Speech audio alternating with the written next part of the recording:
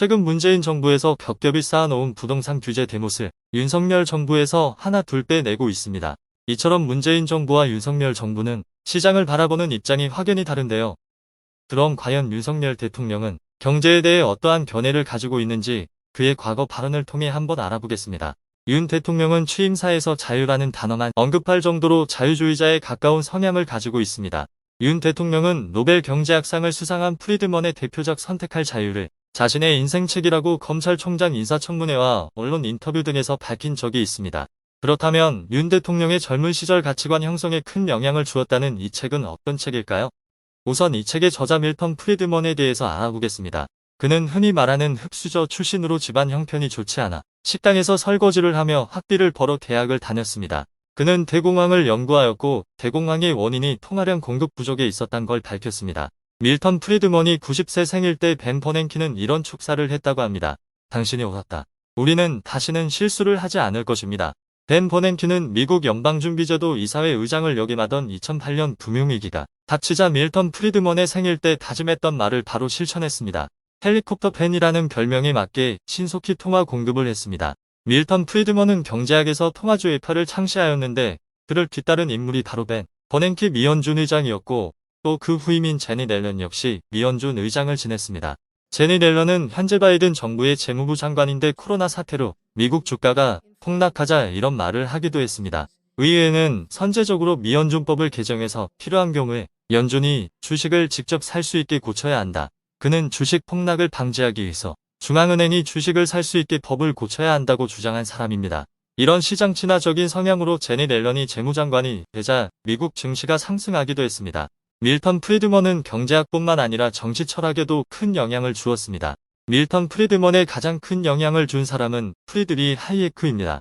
하이에크의 노예의 길을 영문으로 번역하여 미국에 소개한 사람이 바로 밀턴 프리드먼입니다.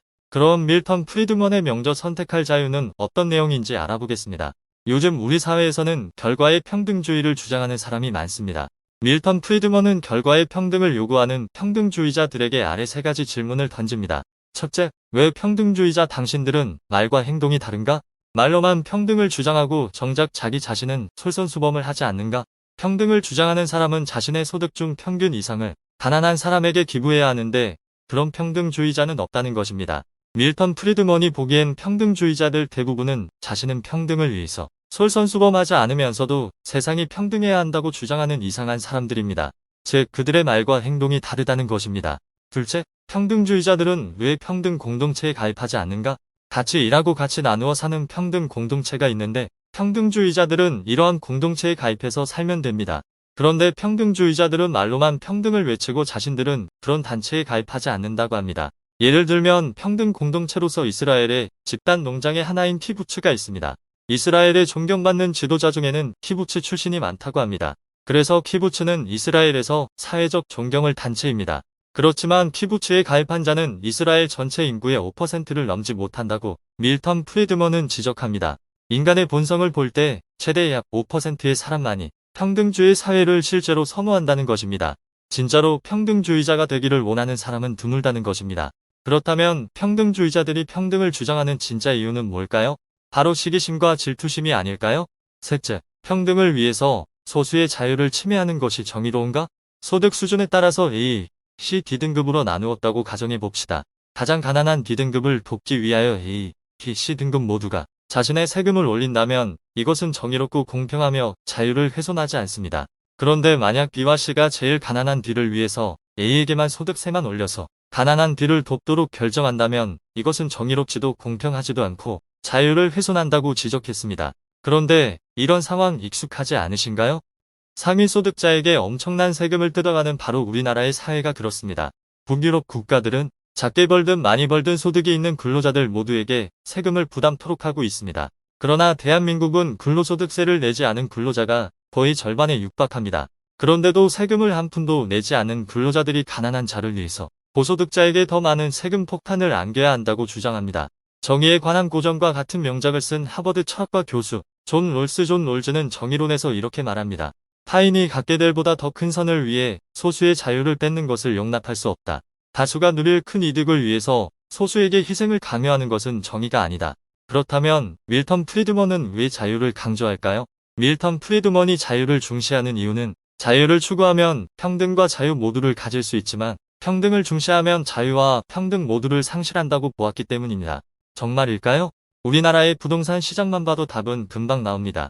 문재인 정부의 부동산 가격을 평등화하겠다는 정책이 주거 이전의 자유, 매매의 자유를 사라지게 만들었습니다.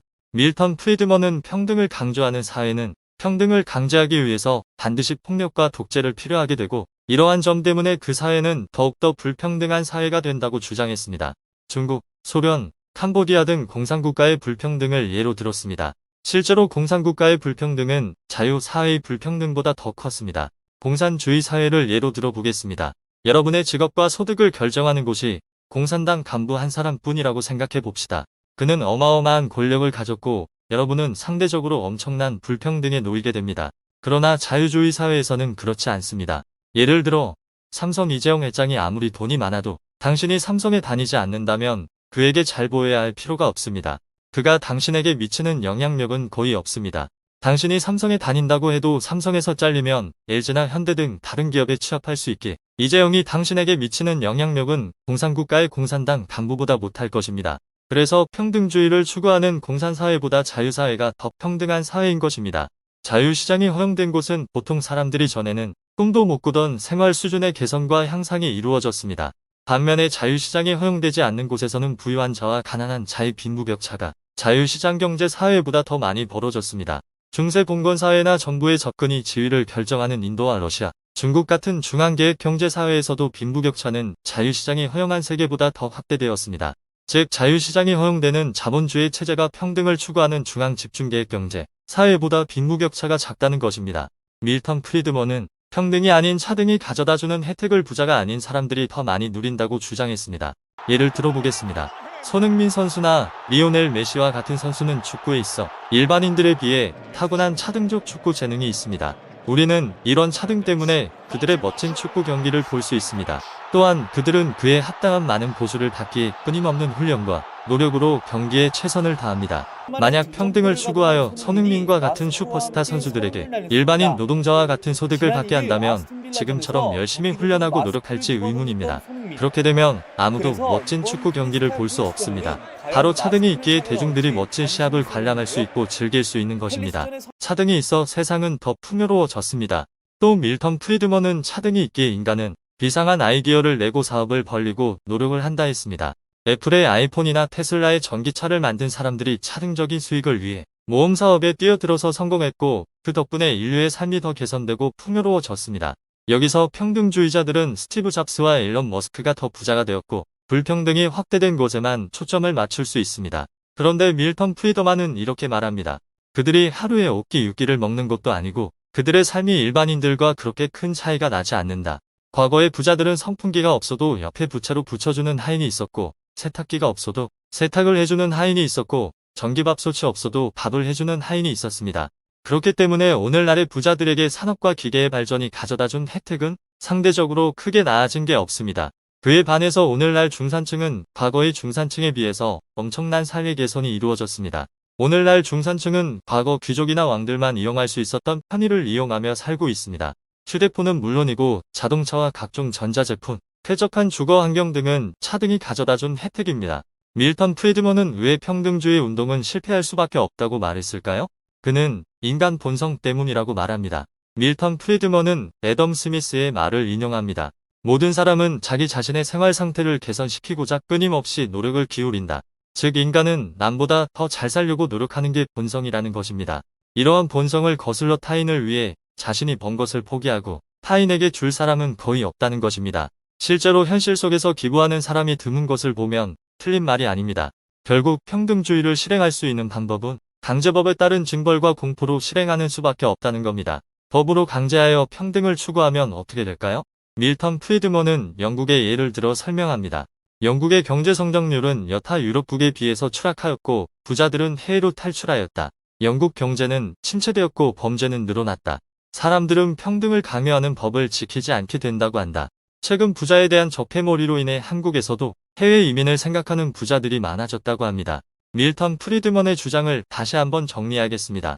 자유를 추구해야 더 큰 자유를 얻고 더 큰 평등을 얻을 수 있다. 자신은 솔선수범하지 않고 평등을 주장하는 사람들은 누구일까요? 밀턴 프리드먼에 따르면 그들은 평등주의를 실행하기 위한 새로운 조직을 만들고 그 조직에서 한자리 차지하고 한몫 챙기려는 자들이다. 평등주의자들은 자신의 입신양명과 출세를 위해서 평등주의를 팔고 있다는 것입니다. 주변에 혹시 평등을 외치는 자들이 있나요? 그들의 속내를 한번 들여다보시기 바랍니다. 윤석열 대통령이 진심으로 선택의 자유를 잃고 깊은 감동과 가치관의 영향을 받았다면 앞으로 부동산뿐 아니라 시장의 규제는 계속해서 풀어나갈 것입니다. 투자를 할 계획이라면 이 부분을 반드시 참고하셔 부자 되시길 바랍니다.